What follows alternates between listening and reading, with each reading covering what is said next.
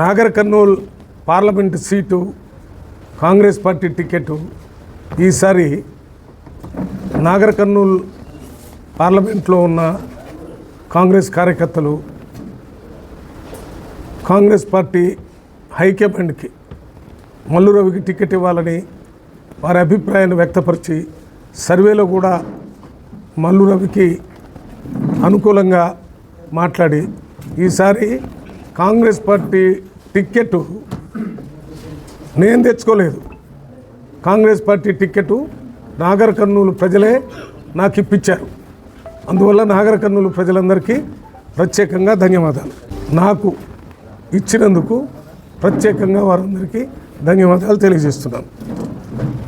ఇంతకుముందు 2 సార్లు నాగర్ కర్నూలు పార్లమెంటు మెంబర్గా పనిచేసినటువంటి అనుభవం నాకుంది. రేపు జరగబోయే ఎన్నికల్లో కాంగ్రెస్ పార్టీ నాయకులు, కార్యకర్తలు, ప్రజలు పెద్ద ఎత్తున కాంగ్రెస్ పార్టీ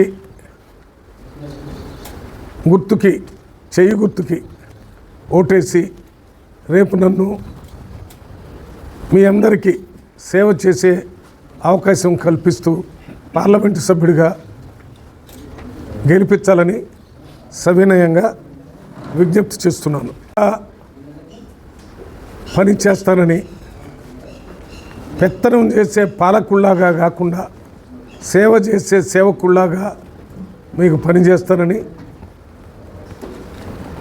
ఎప్పుడు ఎక్కడ ఎవరికి అవసరం వచ్చినా అప్పుడు నేను మీకు అందుబాటులోకి వచ్చి మీ సమస్యే నా సమస్యగా భావించి ఆ సమస్యలు పరిష్కరించడానికి మీకు నిరంతరం 24 గంటలు 360 రోజులు మీకు అందుబాటులో ఉంటానని విజ్ఞప్తి చేస్తున్నాను.